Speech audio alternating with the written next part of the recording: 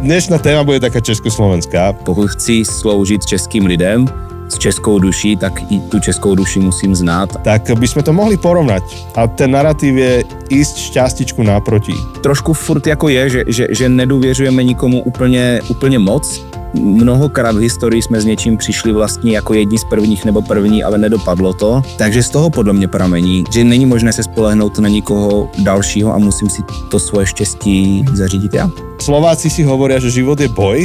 Čo by povedali Češi? Žádná z českých odpovědí není úplně jednoznačná. Tam je vždycky vícero odpovědí v českém národě. My nejsme jako jednolitý národ. Poďme k tomu poslednému narratívu a to je, že ísť na pohodu. Ta nevýhoda toho českého důrazu na pohodu je, že se to může stát takovou vlastně mentální leností. Nebo určitým způsobem život je pohoda, ale je v tom aj kus takového trpkého zklamání, že by to chtělo ještě, že by bylo možné víc.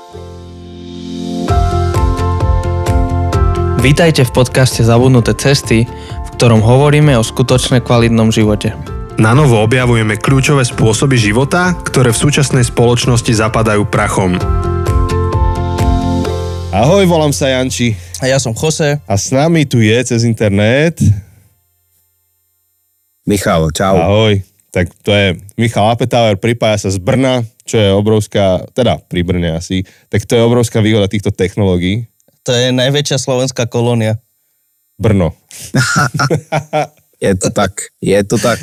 Podľa mňa už tam pomaly je viac Slovákov ako Čechov. Ano, to poznáte ten vtip, že se dělal výzkum v Brně, že jestli je problém už jakoby nárůst slovenské populace v Brně, tak 42% lidí říkalo, že to je opravdu už jako seriózní problém, ale potom 56%, tak tam byla odpověď. V celku to sedí tady tenhle ten joke. Pekne. Tá dnešná téma bude taká československá. Pre tých z vás, čo ste si zapli tento náš podcast teraz a netušíte, v akej sme sérii, tak sme v sérii, ktorá sa volá Slováci. Hovoríme o Slovákoch, o slovenských príbehoch, naratívoch, o slovenskej duši, o tom, čo tvorí Slováka. Ale to sa nedá hovoriť o tom bez toho, aby sme nehovorili aj o Čechoch. Lebo niekde to tak máme spoločné, to naše Československo. A dokonca prednedávno sme oslávili deň Československa. Áno. Vy ste to asi viac oslavili, Michale, než Slováci. No, u nás je to státní svátek, tak pro nás je to vznik našeho samostatného státu. Po Rakousku-Uhersku pro nás je to docela velké, no, za Masaryka, takže my to máme jako státní svátek. No a Slovákov zrejme také veľké není, keďže to nemajú ako sviatok. A Michal bol takým niečom, že no-brainer, akože že není na čím uvažovať, lebo Michal zas má takto, on je kazateľ v Brne, alebo pastor, povieme si o tom viac, že aký a čo, ale on kázal už 2-krát sériu, ktorá sa volá Češi. A urobil niečo o Čechoch. Za chvíľu nám asi Michal povie nejaký disclaimer, že do akej miery to už má zoštudované, do akej ešte chce. Ale niekoľko ľudí nám napísalo, keď sme začali túto sériu, že mali by ste osloviť Michala. A ja som im odpísal, že my sme ho oslovili pred rokom. Ale konečne to vyšlo. Ako naozaj tu mám aj akože niekto, kto nám napísal, lebo máme Q&A, čo potom pripomeniem. A niekto nám napísal, otázku nemám, ale doporučený na hostia o Češích. Michal Apetauer ze City House Brno. Má to dosť dobre naštudované i srovnané. Tak Michale, ako by si sa predstavil a ako by si uviedol možno, že aj to, ako si sa ty dostal k tej sérii a čo s ňou? Yes, tak chalani, díky moc za pozvání, vážím si toho a jsem rád, že jsme našli společný čas na to. Já dělám kazatele pastora duchovního v místní církvi City House Brno, která je pod apoštolskou církví v Česku. Založili jsme tohleto místo před 7 lety s takovým cílem právě udělat církev relevantní pro naši sekulární českou společnost, takže ten otisk kultury je tam hodně velký u nás. Hodně s tématem češství pracujeme, nejenom když máme sérii Češi, ale obecně. Jinak já Československý den, to není, nebo den založení Československa je jenom ten nejdůležitější den, ale jinak já Československý den slavím každý den, protože moje žena je Slovenka, takže dneska to téma dneska to československé téma, myslím si, že proto může být relevantní host už jenom kvůli tomuto. No a jak jsem se dostal k tomu tématu, byl jsem v Austrálii, což je zvláštní na druhém konci světa a tam jsem měl pocit v jednu chvíli velmi silný, že mám začít studovat českou historii, českou kulturu. Pokud chci sloužit českým lidem s českou duší, tak i tu českou duši musím znát a začal jsem se postupně potápět, nořit do té české duše, která má hodně vrstev. Naše historie je hodně mnohovrstevnatá a nejednoznačná a vlastně kdykoliv jsem vedl nějakou diskuzi zatím s vícero lidmi, tak jsme se vždycky o české historii a interpretaci české historie pohádali, protože to nemá jeden význam ani jednu interpretaci, takže já budu jenom nabízet hypotézy, které mám, protože se pohádali už mnohem jako větší frajeři, než jsme tady my. My se asi dneska hádat nebudeme, my si spíš budeme notovat jako Čechoslováci, ale když se baví dva Češi o české historii, tak se většinou pohádají takový poslední, nebo ne poslední, velký takový konflikt byl mezi Pekařem a Masarykem vlastně ještě při vzniku. Čo sa hádali? O čom?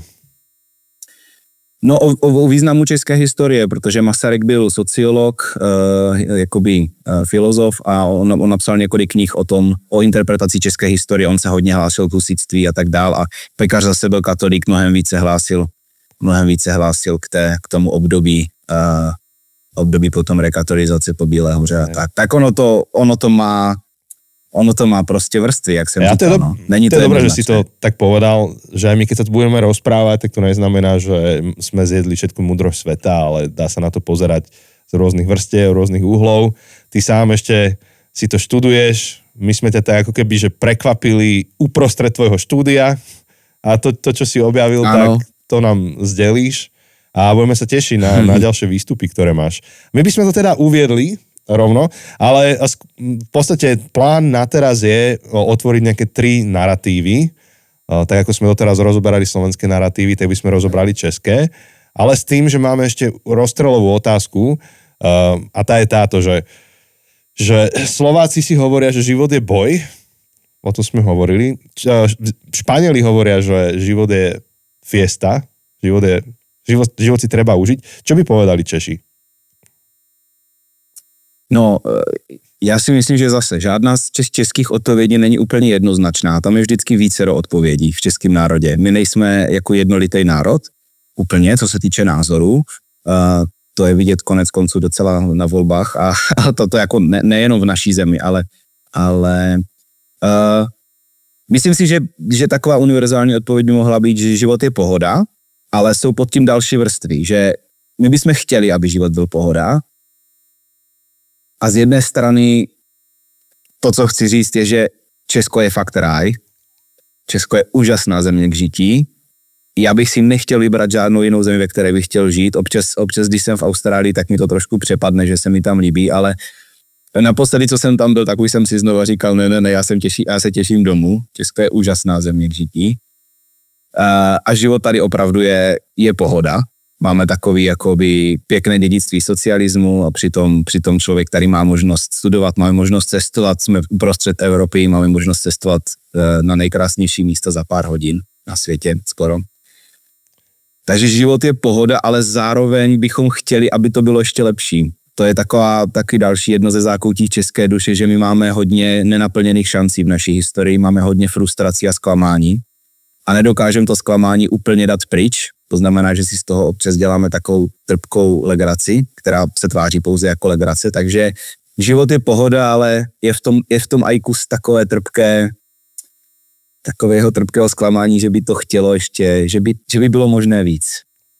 No. Stačí tohle jako odpověď? To sa mi páči, lebo je to vlastne taký dobrý mix medzi tou španielskou natúrou a tou slovenskou, že život je pohoda, to akože znie mi to veľmi španielské, znie mi to tak, ale zároveň a mohlo by to byť lepšie. Ten Španiel je spokojný, ten akože to by bolo príliš veľa roboty premýšľať a robiť niečo preto, aby bolo lepšie, ale ten Čech má ešte to slovenské, že ale treba ešte za niečo bojovať, treba ešte niečo môže byť lepšie. Mne sa strašne páči, čo si povedal, ako Češi si robia srandu, ale zároveň akože v tej srande je akože skryté kus tej, že poviem to ako vtip, ale v skutočnosti je to trpké, je to niečo, čo ma trápi. Po španielsky máme taký idiom a neviem, ako by som to úplne preložil, ale že za každým vtipom je kus pravdy, hej? Že keď povieme nejaký vtip a v skutočnosti odhalujeme pravdu, ktorá nie je politicky korektné povedať, ale tak poviem to ako vtip. Takže máme niečo podobné. V Česku tohle to platí jednoznačne o naší srande, 100%. Že je na tom kúsok pravdy. Áno, je na tom kúsok pravdy. Takže vlastne Česko je v tomto vidno, že je to ten most medzi západom a východom. Vidno, že ste boli impéria. Vidno, že sme boli súčasťou Habsburského impéria, sme boli súčasťou jednej ríše. A my sme si vtedy ešte okopkávali zemiaky a život bol stále boj, aj stále je. Áno. No výborne, tak to by bola rozstreľová otázka, že ako to je s tým životom. A určite ešte do tej pohody patria sandále a biele ponožky a vychádzky v Tatrách. Či? Jo, ako na Slovensku. No keď príjete na Slovensko, tak tie sandále a... Áno, tak Češi v Tatrách, toto je ešte jiné téma. Tam se ukazuje zase něco trochu z takové té české, že my si myslíme na tom Slovensku, že nevím, jestli jste viděli český seriál Kosmo, ale to je satirický seriál, vám to potom musím poslat, protože to je úplně nádherné. On je to teda docela sprosté, ale jsou tam Češi a vlastně vedou diskuzi se Slovákem a toho Slováka jako naštvou a on jim říká, vy si myslíte, že jsem mistři světa, ale jste, a tady bych to vypípal, a to je přesně, pak říká, to je přesně jako v Tatrách, vy tam přijdete, chodíte kam nemáte a pak se necháte zachraňovat, tak tam je přesně vidět takový to, jako když se Češi dívají na Slováky, tak máme pocit, že vy jste ten mladší bratr, který je trošku šikanovaný, tak chodíme do těch vašich Tater, akorát, že ten náš hřebínek je příliš vysoko, tak to je nádherný příklad. Áno. Vy nás neprefackáte, ale vaše Tatry nás opravdu dokážou prefackat. Však práve preto máme v hymne... Ja som zodpovedný tatranský turista. Preto máme v hymne Tatry, vieš, tam sa to blízka na to Tatrov a všetko sa tam odohráva. Sú krásne. Tak, kamarát, vieš čo, máme tu také tri narratívy, ale ten prvý, čo vyťahneme, tak je taký, ktorý sme my rozoberali, ale ty si ho mal tiež vo svojom kázaní, ešte v rámci prvej série, tak by sme to mohli porovnať. A ten narratív je ísť šťastičku naproti. Tak čo to znamená v kontexte Česka? Zase má to vrství. Jíst šťastičku naproti, to je nádherná citace z divadelní hry, která je založená na pravdivých odposleších fotbalových bosů, kdy vlastně jeden říká druhému, že musíme tomu štěstíčku jít trošku naproti, tím říká, že je potřeba to podplatit ten zápas. Takže to jenom, abych jako řekl, z čeho to Teraz to jako seriál, vlastně čo som videl na Vojo, som si pozrel, tak sa volá ten seriál. Áno, dokonce se jmenuje normálně na Vojo, já jsem to ještě teda neviděl, máme to na OnePlay, taky v Česku Štěstíčku naproti se to jmenuje. A sú to futbal 90. roky, alebo niečo také tam. Je potřeba si to zařídit. Je potřeba si to zařídit sám, protože nikdo to za tebe neudělá. To je taková mantra jakoby Čechů, že se není možné na nikoho úplně spolehnout. Češi nemají z historie dobrou zkušenost s autoritami, s režimy, s ideologiemi, takže my se nespoleháme na někoho externě. No, část národa se chce spoléhat externě na někoho, teď zrovna teda máme jednoho vašeho občana, kterého klidně byste si mohli zase vzít zpátky, klidně za mě teda, já nechci se nikoho dotknout a urazit, ale za mě klidně byste si mohli ho zase vzít zpátky, tak na toho se teďka spolíhá docela dost Čechů, nebo chce se na něho spolíhat, že jim pomůže a že jim zvýší všechno. Exportujeme kvalitný materiál. Tak ale materiál. viete, každá krajina exportuje toho, čoho má dostatok až prebytok, no. Oj, a tam jsem teďka viděl takovou to sebemrskačství slovenské, takové to chose, ty si Španěla, už to máš taky. Som príliš dlho už na Slovensku, som nakazený. Nebudu vás teďka nutit do toho, nebudu tě nutit do toho, abys řekl, co to je ten export, ale no, takže to v nás v Češích trošku furt jako je, že nedůvěřujeme nikomu úplně moc externě, takže si to potřebujeme zařídit sami. Máme v historii spoustu zklamání, spoustu nenaplněných šancí, kdy Češi třeba měli skvělou myšlenku. Mnohokrát v historii jsme s něčím přišli vlastně jako jedni z prvních nebo první, ale nedopadlo to. Takže z toho podle mě pramení hodně velká jakoby snaha, že není možné se spolehnout na nikoho dalšího a musím si to svoje štěstí zařídit já. No a ako sa v tom darí? Alebo čo je teda ten zádrhel, hej? Že to takto sa tá veta povie a čo s tým ďalej? No, ono to má samozřejmě jako všechno výhody i nevýhody, že jo. A ta výhoda je, že prostě Česko je takový trošku hobitín, jakože tady opravdu se dokážeme do nějaké míry starat třeba o naši kulturu, dokážeme se starat nějakým způsobem o nějaké občanské vyžití docela jako pěkně. Máme nádherné zoologické zahrady, to je skvělé, oceníte to, když máte děti, skoro každé větší město má krásnou zoo. Podpisujem. Jo, jako to jsou takovéhle věci tady prostě jakoby fungují, ale z druhé strany potom, když je potřeba někde zabrat,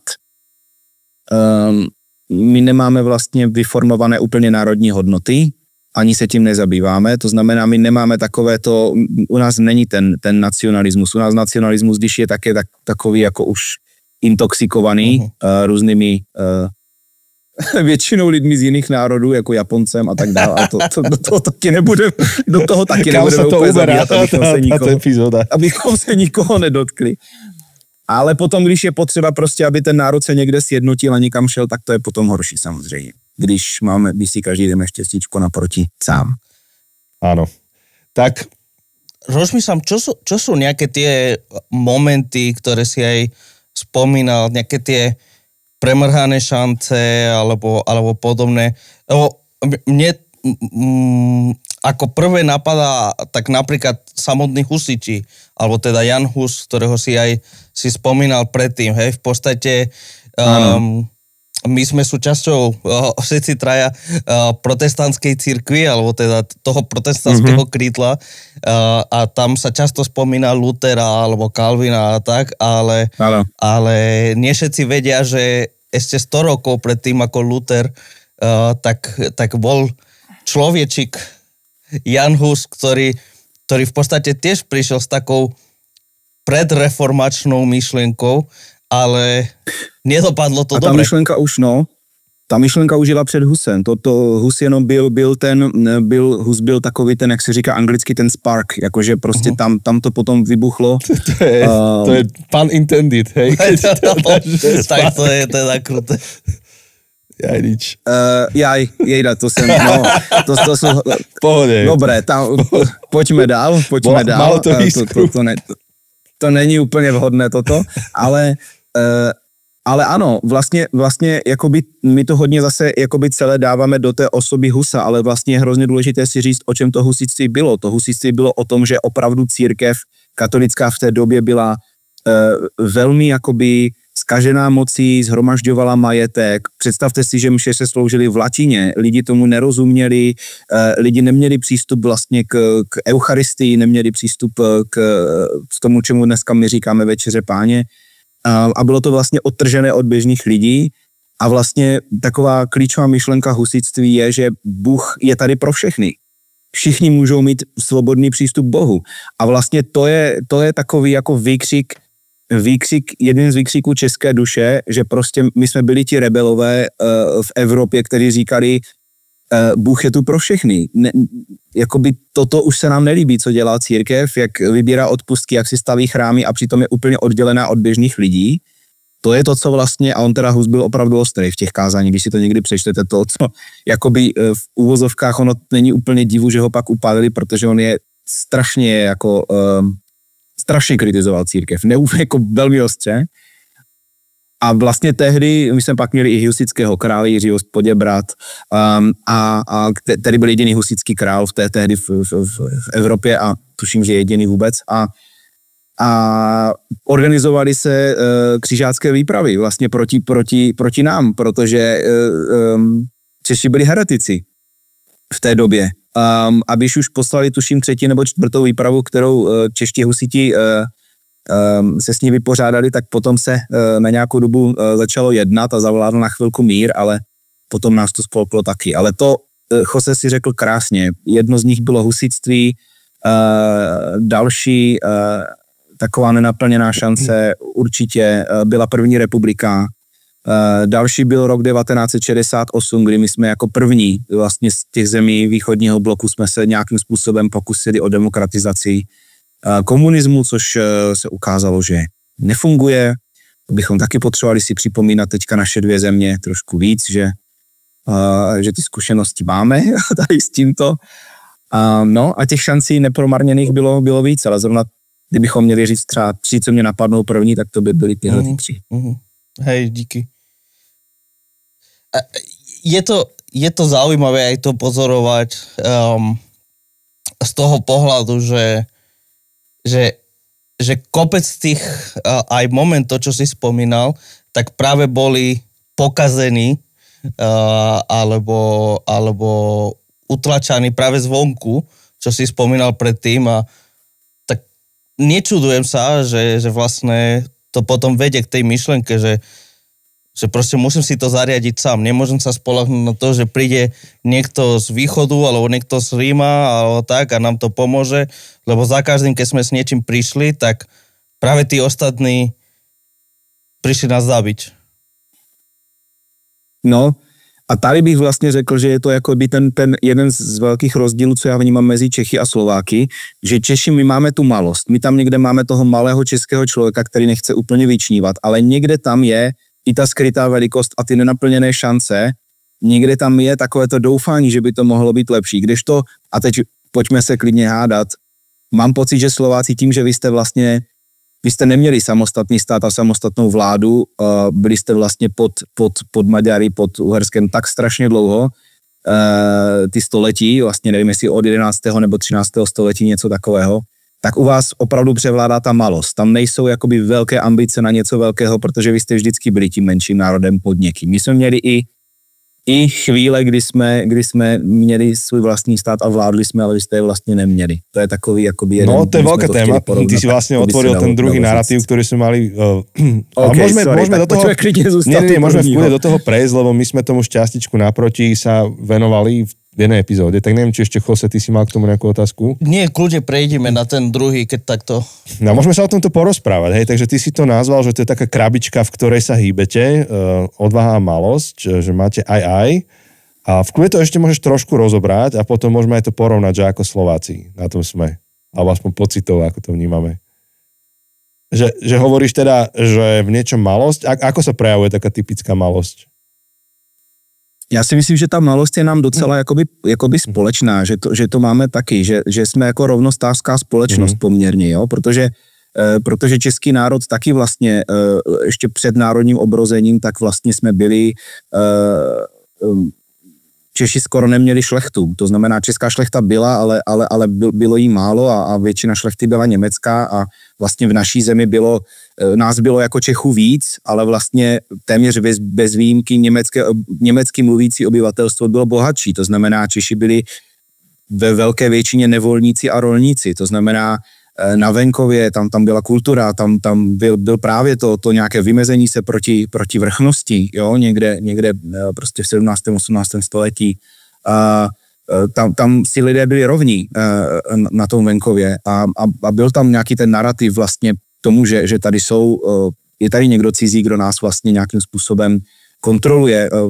Třeba ta realita běžné české rodiny je, že vy jste nemohli poslat prostě syna na studie, pokud vám to váš jakoby pán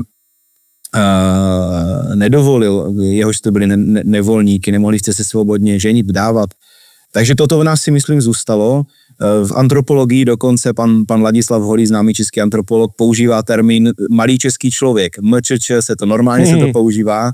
A to si myslím, že máme podobné, takové to nevyčuhovat moc, že my nemáme úplně jako Češi rádi, když někdo moc vyčuhuje z řady. Jo, že to je strašně zajímavé vidět i třeba ve sportu, Jo, takový hrozně zajímavý případ, já jsem teďka byl na fotbale a teď vlastně jakoby většinou jsou ty týmy jsou jakoby z Čechů a trochu Slováků, třeba v Česku, když jsem byl na Zbrojovce Brno a teď začalo se vyvolávat jméno jednoho hráče a on prostě nešel dopředu sám.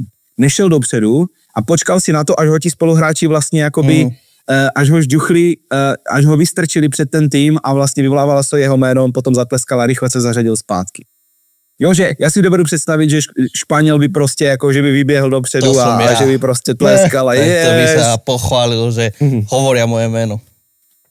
A proč ne? Když je to vlastně super, ale my k tomu nemáme tu svobodu, protože bychom si říkali, my na sebe ukazujeme moc. Já ze sebe dělám někoho víc, než ve skutečnosti jsem. To jsou takové malé niance, které jsou ale vidět, že vlastně my si počkáme, než nás ten tým žduchne vlastně před ostatní.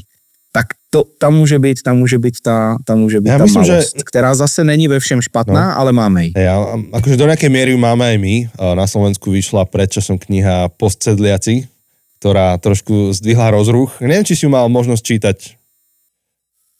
Tuto ne, protože Slovenskem jsem se nezabýval tolik. Či manželka náhodou to nečítala, vieš, že... Manželka moc nečítám, máme malé děti, takže to ešte len príde ten čas čítania. Číta len tie detsky. No, tak on hneď v tej úvodnej kapitole, inak je to dosť tak zložito písané, tak akademicky, no ale on hneď v tej úvodnej kapitole vlastne rozoberá, že Slovák je niekde v srdci dedinčan a je to také, že naša dedina proti všetkým. A že v dedine sa správaj slušne, ale ako náhle vidíš z dediny von, tak ich tam poriadne akože obabrí, akože všetko len tak, aby si akože donesol späť do dediny. Takže to, ako si to opisoval, tak možno, že to súvisí s tým, že ak hovoríme o malosti, tak možno, že to, že ten môj lokál, to moje lokálne, tak to je viac než to národné, akože tá vízia tej nejakej národného pohybu je relatívne slabá. Ale to, čo sa mení, a to sa ťa chcem spýtať, je, že prichádza nová generácia, generácia, ktorá je globálna, generácia, ktorá vyrastá na sociálnych sieťach, ktoré teda, to je riadny egotrip častokrát. Tak ako toto vnímaš? Že či tam, tak, a hlavne sa ťa pýtam aj preto, že City House, ktorý vedieš, tak to je kopec mladých ľudí, že či tam nevnímaš nejakú zmenu v tej odvahe a či sa nestávame väčšími? Jo. Máme pořád víc mileniálů než Gen Z. Já bych řekl, myslím naší církvi, já bych řekl, že rozhodně ta generace je globálnější a že obecně ty národní témata jsou v ní menší, než to je před předchozí generací. Ale nesmíme zapomenout na jednu věc, že ta generace je pořád vychovávaná rodiči, kteří zažili komunismus, kteří zažili zase výchovu svých rodičů.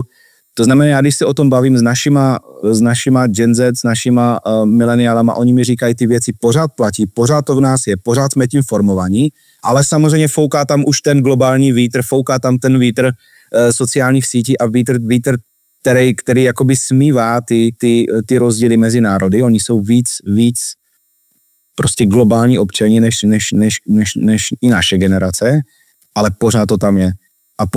A bude to tam.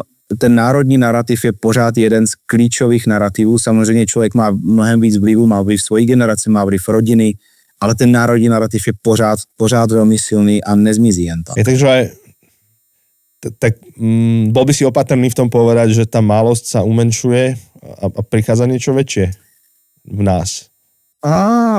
Zajímavé v té malosti, ono to možná může být, já tohle to nemám tak moc zpracované zatím, ale tak, jak pracuju vlastně s malýma lidma, ona ta malost samozřejmě tam pořád je a zase ono můžeme možná vidět větší extrémy, že vidíme tam vlastně jakoby, že vliv sociální sítí třeba dělá to, že každý se snaží mít nějakou jakoby osobnost, personality. Každý se snaží se nějak odlišit, ale to, co je vevnitř, to může být jenom maska, to je jenom povrch, ale to, co je vevnitř, tam pořád ta malost jako může být a ve většině případů pořád i je.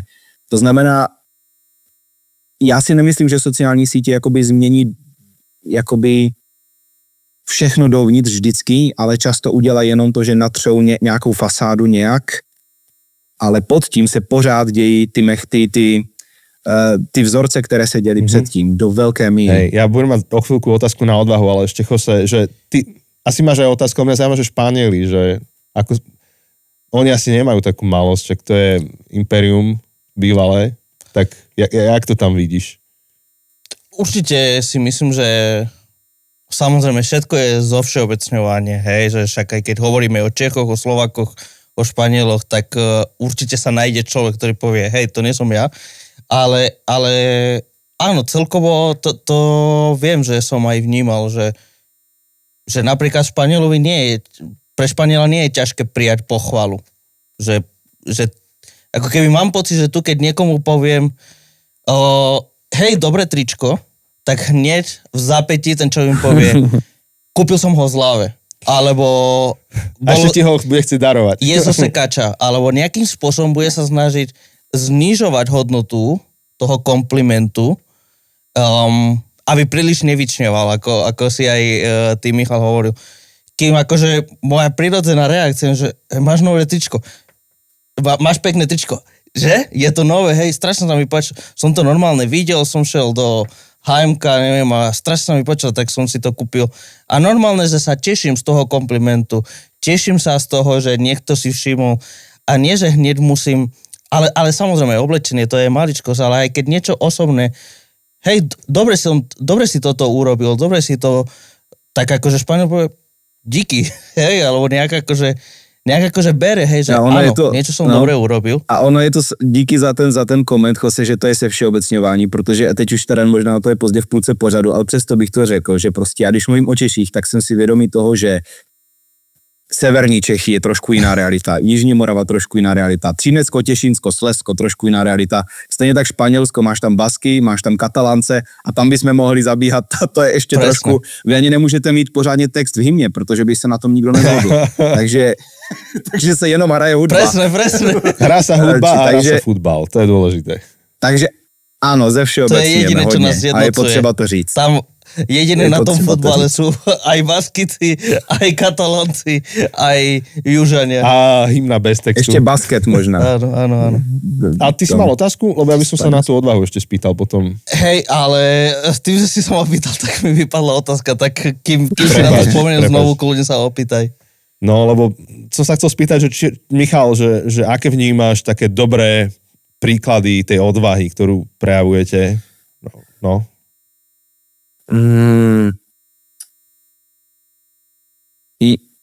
Já, když jsem měl to kázání odvaha a malost, tak tam bylo spíš odvaha nebyla jakoby úplně, nemyslím si, že to je náš jako typický národní rys. Spíš si myslím, že opravdu máme hrdiny v historii, ale to má samozřejmě každý národ, jenom my ty svoje hrdiny vlastně nedokážeme úplně moc ocenit. Nedokážeme je vyzdvihnout. Když byla v roce 2005 anketa o největšího Čecha, tak ji vyhrál Jára Cimrman, což je vlastně komik, který nikdy neexistoval, který je vymyšlený. Tak to vám může trošku něco napovědět o tom, jak si Češi váží svých hrdinů. Každopádně máme Tomáše Garrigua Masaryka, jsou příběhy spousty bezejmenných hrdinů z masarykovských legií, kde bylo prostě nějakých, já nevím, jestli 150-250 tisíc vojáků, kteří vlastně bojovali za budoucí Československo, abychom mohli mít svůj vlastní stát. To byla první síla takového druhu vlastně první světové válce. Máme příběhy v operace Anthropoid v druhé světové válce, atentát na Heydricha. Máme příběhy disidentů za komunismu, kteří byli velmi odvážní a nemyslím si, že jde o to, že by ta odvaha v tom národě nebyla, jenom si nejsem jistý, nakolik si ji dokážeme vážit, my jako Češi. Hej. A dobre, a mal som tu B otázku na odvahu, že kde vidíš priestor k odvahe? Že k čomu by si vyzval? Možno, že veľmi prakticky, že stretávaš mladých ľudí, vnímaš, aký majú challenge, tak čo? Já si myslím, že naše největší výzva je vlastně dovolit si znovu, a to je vlastně pracovní název mojí knihy, kterou budu psát na téma češtví, tak můj pracovní název, a to jsem ještě nikdy neřekl, takže tohle je první premiéra, je to zatím pracovní název, já nevím, jestli by mě to potom schválil editor, nebo jestli se nezměnil do té doby názor, ale můj pracovní název té knihy je Odvážit se znovu věřit.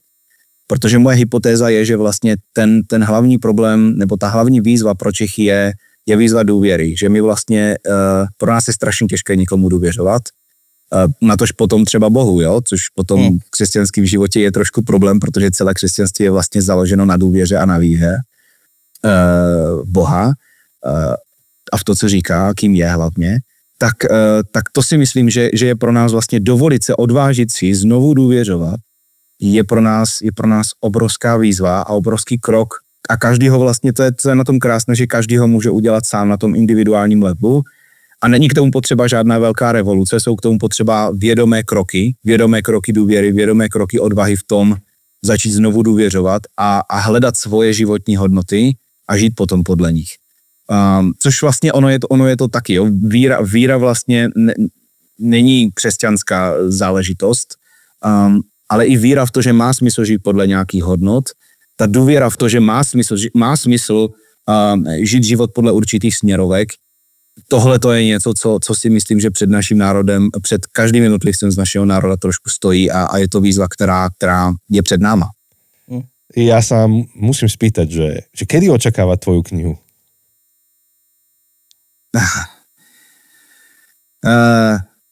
Ano. Je tam rovina toho, kdy já bych si ji přál a je tam rovina toho, co je možné, protože vedu církev, která prochází růstem a zároveň transformací a zároveň porodními bolestmi a vším dohromady. Zároveň mám rodinu, mám malé děti a taky člověk potřebuje nějak žít sám se sebou a pracovat se sebou a s tím, co dokáže a co nedokáže. Tak já teďka jsem ve fázi vlastně researche, to znamená nějakého výzkumu. Mám ještě pár knih, které opravdu chci přečíst, které musím přečíst. Potom ten research si dám do nějaké formy a mám jednoho člověka, se kterým bych chtěl velmi chytrého autora, spisovatele, se kterým bych to celé chtěl nejdřív konzultovat a potom bych rád vlastně ty svoje hypotézy prohnal konzultacemi s historikem, antropologem, sociologem, religionistou a historikem. Mm-hmm. Většina z nich budou nevěřící lidi a mistři svýho řemesla v Česku a chtěl bych prohnat svoje hypotézy s nimi a potom můžu začít psát. Dobre, ďaká. To je taká odbočka. O to viac sa tešíme na tú knihu. Datum ze mě nedostaneš, protože ho nemám, a kdybych ho řekl, tak je potom větší šance, že ho nesplním. O to bude vzácnejšie, keď si aj povedal, že to budú ľudia sekulárni, tak pokiaľ tá kniha má taký duchovný message, ako si práve opísal, to bude zaujímavé potom vidieť, že čo z toho vypadne. Tak odvaha veriť, ja myslím, že to platí pre Slovákov, že odvaha veriť vo všeličo, aj v svetlú budúcnosť, alebo nejaký typ budúcnosti. Ale teraz nehovoríme o Slovákoch, takže vďaka za to. Už si spomenul... Ale je tam ten koncept, znovu sa vrátim, tá nedôvera voči ostatným, hej, treba ísť častičku naproti, keďže tí ostatní, tí externí sa k nám nesprávali dobre, tak proste nedoverujeme, či už Češi, aj Slováci. Tak akože v niečom Boh je ten absolútne externý. Sice je tu pre všetkých, ako Hus povedal, ale zároveň je ten, čo je najviac mimo nás, najviac nepochopiteľný, transcendentný je to slovo, takže áno, o to viac, akože máme tu nedôveru voči Bohu, nedôverujeme susedovi, nie to už Bohu. A aj preto, že nedôverujeme inštitúciám a Boh bol zinštitucionalizovaný niekde v 3. storočí a keďže Boh sa nám spája s takou cirkvou, s onakou cirkvou, s takým štátom, s takou históriou, tak celé je to v tom rúšku nedôvery a ísť, nie že šťastičko, ale Bohu naproti. Áno. Lebo aj tak sa hovorí v Biblii, že poď Bohu naproti a on sa priblíži k tebe. Tak a to je, vlastně ono je to vlastně celé o obrazu Boha, který máme. O tom, kým vlastně Bůh je a o tom, co v té naší historii, a to je není jenom historie, ale co v té naší historii, v naší rodině, v našem okolí, v našich zkušenostech, ten obraz Boha nějakým způsobem intoxikuje, co ho zamlžuje. A my máme v historii spoustu jako událostí, které nám úplně nepomáhají s pozitivním obrazem Boha. Takže to je taky zajímavé, jo? Jakým způsobem nám Bůh vychází z naší národní historie. A to byla strašně zajímavá otázka na celý jeden díl. Jaký by byl obraz Boha pro různé národy? Protože někteří by měli toho Boha vítězného, jo? Ale třeba Češi, náš obraz Boha by určitě byl Bůh, kterého my bychom nacházeli v tichu. To je strašně zajímavé, toto taky chci ještě rozpracovat, ale to je úplne vzrušující téma. Ja som za to, že na to by sme dali ešte epizódu, až to bude ready celé. Lebo však to je súčasť nášho kazateľského remesla, že kážeme, aj niekedy ideme a vyučujeme niekde na západe viacej a niekedy viac na východe. Čítame literatúru takú a onakú a tam je úplne zjavné, že čím viac ideš na západ, tak tým viacej je ten Boh víťaznejší. A ono je to ano, a ono je to zajímavé vlastně i potom, když buduješ církev, tak vlastně jako kdyby budovat ji podle svojí kultury trošku znamená, jo, že my máme tendenci někdy, protože se koukáme na tu západní církev, kde jsou ty relevantní církve, tak si říkáme, že budeme mít tady toto hlasitě, že to je kultura hluku vlastně. A potom zjistíš, že vlastně tvůj národ, většina klíčových momentů se vlastně stala někde v tichu, nebo vlastně někde jakoby v míru, kdy vlastně my jsme si jakoby užívali ten pokoj možná, což je další věc. Pohoda, česká pohoda, ale upgrade české pohody v boží verzi je pokoj.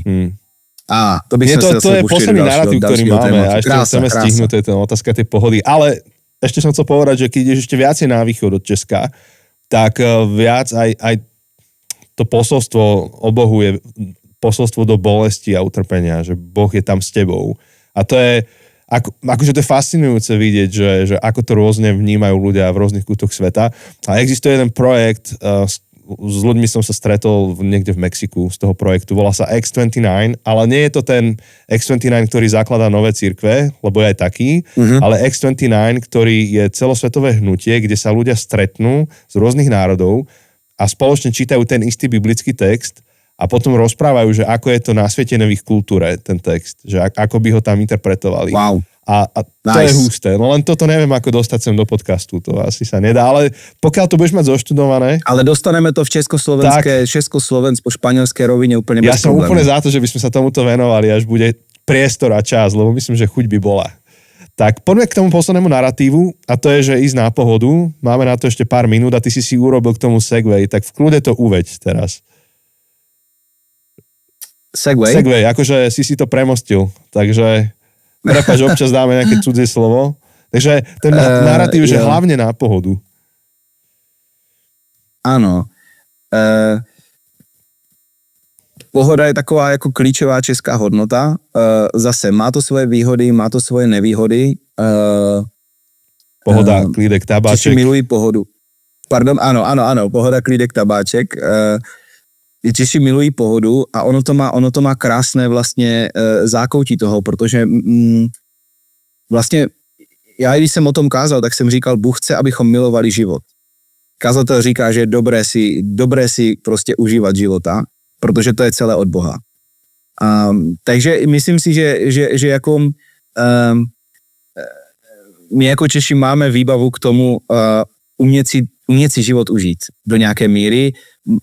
Teď bychom se mohli o tom jakoby hádat, jakým způsobem, protože zase jakoby nechtěl bych v tomhletom soutěži ze Španěli, jestli si umíme užít život líp než Španělé, to si myslím, že bychom asi úplně... Hráme jiné ligy. To není podle mě totiž, ale to je zajímavé, protože to podle mě totiž není stejná disciplína, protože užít si život po Česku a po Španělsku je trošku něco jiného.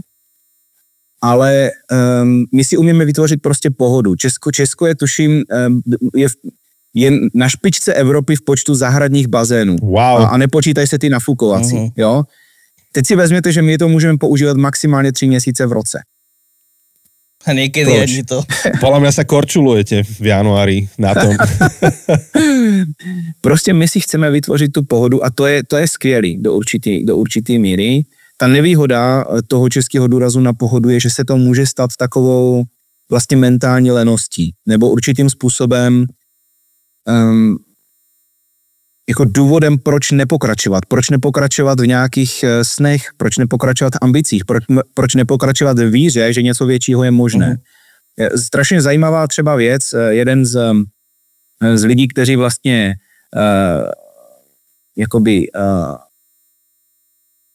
se pohybuje v odvětví jako venture kapitálu, to znamená startupů, tak říká, že vlastně české startupy jsou jako kvalitativně stejně dobré jako ty v Silicon Valley, ale ten rozdíl je v mentalitě. To znamená, Američani, když tu svoji firmu nedostanou na burzu nebo nedostanou ji vlastně k tomu, aby do ní někdo investoval poprvé, tak to zkusí po druhé, po třetí a po čtvrté a nakonec to tam dostanou. Češi se stejným produktem to zkusí jednou a velmi často to dopadne tak, že si potom řeknou, nejde to. No.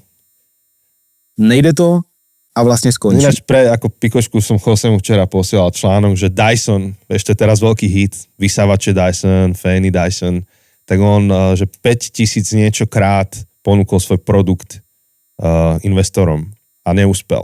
Až po 5150. To je to len tak ako prepodfarbenie.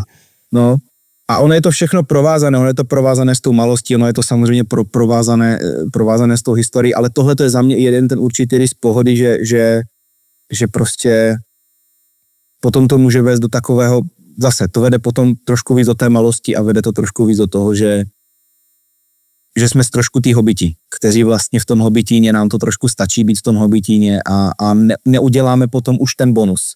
My to uděláme nějak, aby to bylo jakž takž a proto Čechům nejdou reformy. Když už je hodně zle, tak uděláme revoluci, ale reformy nám moc nejdou, protože my to dotáhneme tak do půlky a pak si řekneme, no ještě ať to nepokazíme moc a necháme to tam.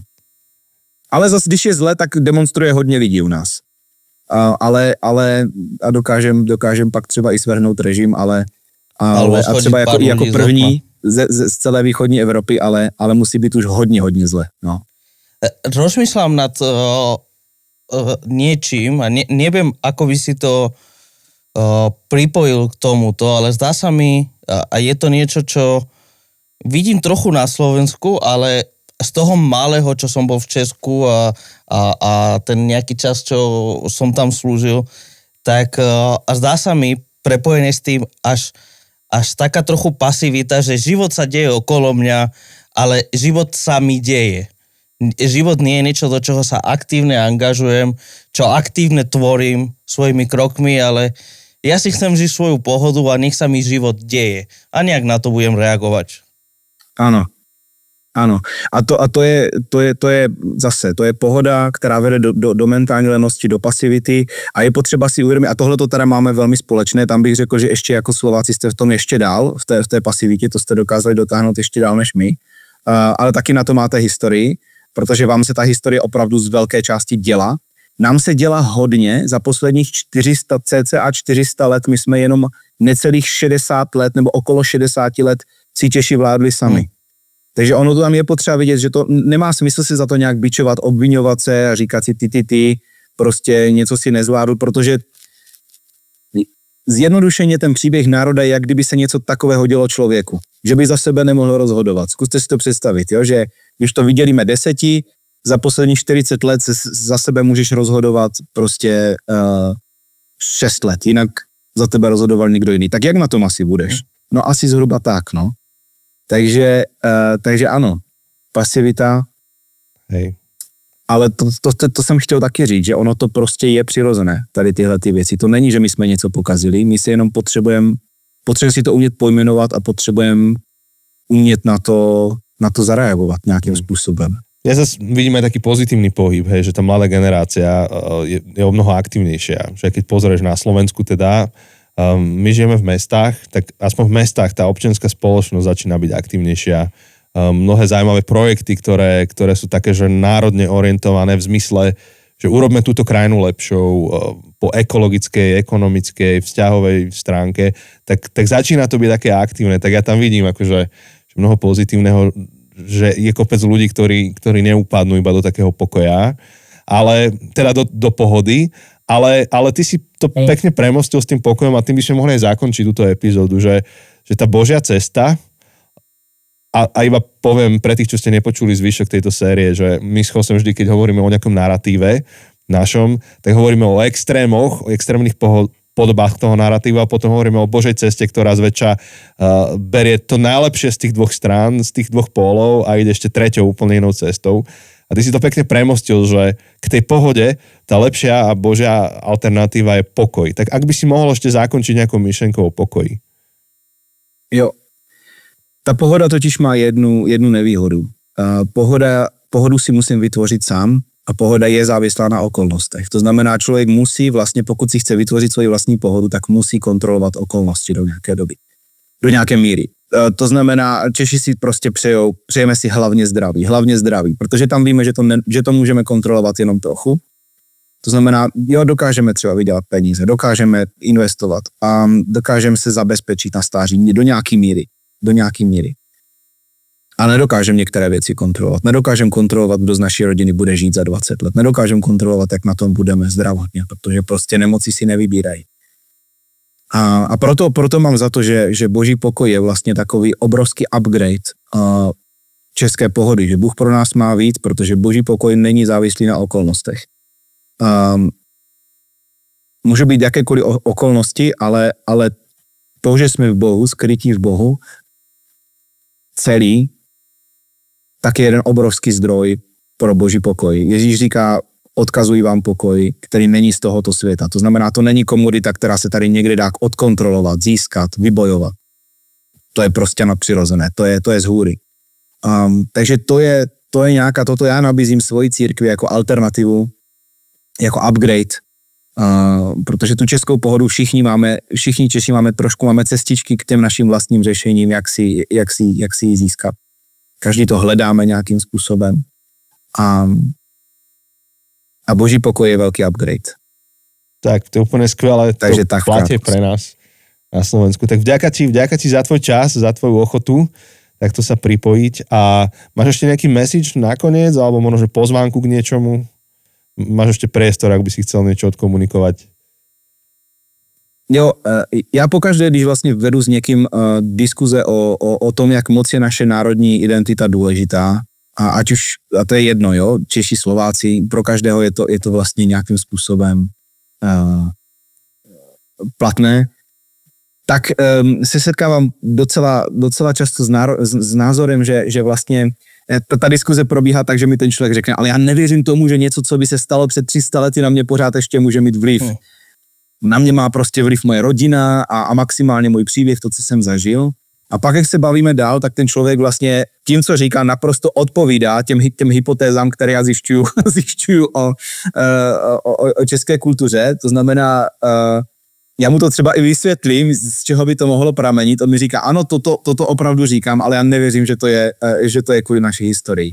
Tak já budu ten advokát za to, že samozřejmě a budu kopat za to, že samozřejmě naše národní historie není to jediné, co nás tvaruje, ale je to jeden z pilířů, který nás tvaruje a hlavně je to něco, co máme všichni společné.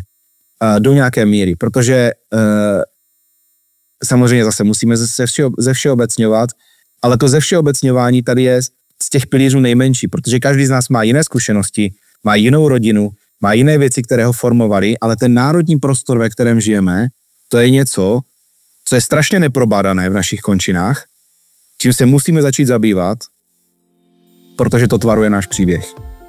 To je téma, které já chci přinášet a téma, které všechny povzbuzuju, aby ho nepodceňovali a aby se jim zabývali. Díky moc. Takže happy. Díky moc za to, že ste mě pozvali. Díky za povídání. My veľmi pekne ďakujeme a vlastne keby ste chceli viac počuť Michalové myšlenky o Čechoch, tak dáte do YouTube pekne Brno City House Češi alebo niečo a tam to nájdete a nájdete tam aj toho o mnoho viac a tí, čo ste v Brne, určite choďte na návštevu.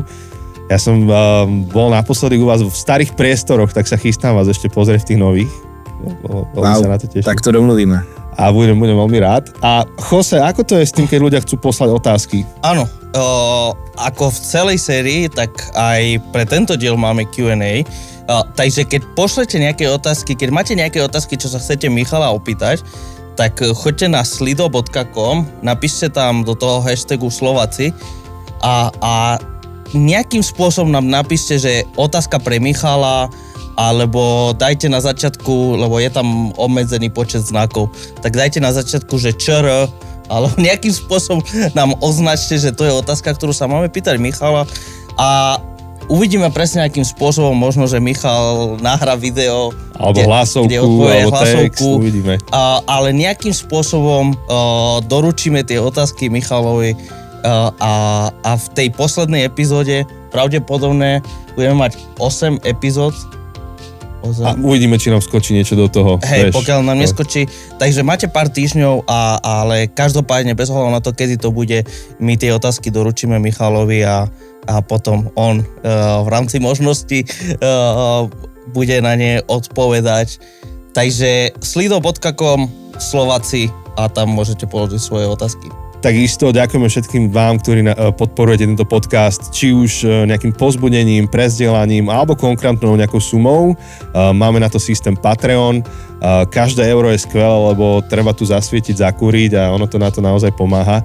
Tak ak sa chcete stať Patreonom, tak všetky informácie k tomu nájdete na zabudnutecesty.sk. A na teraz to je od nás všetko. Pozdravujeme do Brna všetkých, Michale. A počujeme sa v ďalšej epizóde ostatní. Ahoj. Brno zdraví venkov, jak se říká. Prídi do Tatier, uvidíš. Ale to je humor, my takhle zdravíme i Pražáky, to je v pohodě, my jsme taky vesnice. Mějte se, chlapi. Ahojte. Ahoj.